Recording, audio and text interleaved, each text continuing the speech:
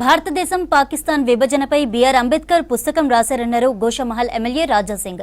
CM Revanth Reddy ఆ పుస్తకాన్ని చదివి కాంగ్రెస్ ఎమ్మెల్యేలకు ఉచితంగా ఇచ్చి వారితో కూడా చదివించాలన్నారు. లవ్ జిహాద్, మత మార్పిడి, గోవధ సమస్యలపై అసెంబ్లీలో చట్టాలు చేయాలన్నారు.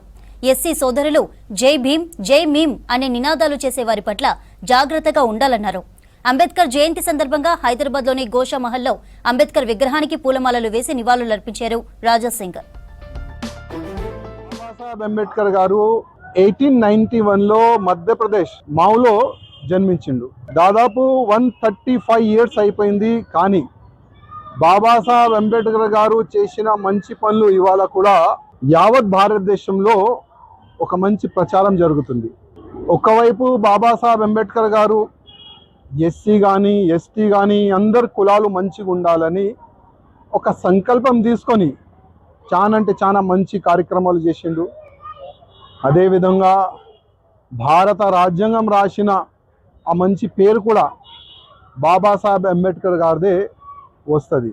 జై భీమ్, జై మీమ్ ఒక స్లోగన్ మీరు అందరు విన్నారనుకుంటున్నాను. ఒకప్పుడు భారతదేశానికి స్వతంత్రం 1947లో వచ్చింది. అప్పుడు కూడా ఒక కుట్ర జరిగింది. అప్పుడు జోగేంద్రనాథ్ మండల్ గారు అప్పుడు పాకిస్తాన్కి కొత్తగా ప్రధానమంత్రి అయిన జిన్నా పాకిస్తాన్ తీసుకొని వెళ్ళిపోయాడు. దాదాపు లక్షల మన దళిత సమాజ ఒక సైన్యంని తీసుకొని అయినా పాకిస్తాన్ వెళ్ళిపోయాడు. దేని గురించి? పాకిస్తాన్లో కూడా మనము కలిసిమెలిసి ఉండమని ఆ ఉద్దేశంతోనే తీసుకొని వెళ్ళిండు. కానీ అక్కడ ఏం జరిగింది? ఆ జిన్నా చనిపోయిన తర్వాత అక్కడ ఎస్సీ సమాజం మన అన్న తమ్ముళ్ళు అక్క చెల్లెలు అందరినీ చంపేసినారు, నరికేసినారు. మన హిందూ అమ్మాయిల్ని మానభంగం చేస్తారు.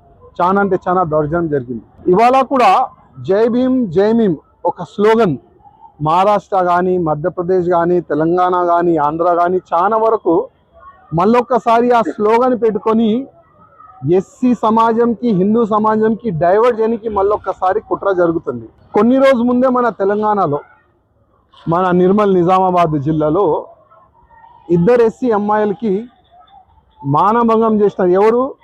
షేక్ సలీం, ఇంకోడైనా అనుచరులు. అప్పుడు ఈ జై భీమ్, జై మీమ్ చెప్పే అసదుద్దీన్ ఓవైసీ కానీ చాలా వరకు ఎవరు కూడా మాట్లాడలే. ఎందుకు? ఆ రేప్ చేసిన వ్యక్తి వాళ్ళ కులంకి సంబంధించి వ్యక్తి, అంటే అసదుద్దీన్ ఓవైసీ జాతి వ్యక్తి అనుకోవచ్చు. అప్పుడు కూడా ఎవరు మాట్లాడలే. కొన్ని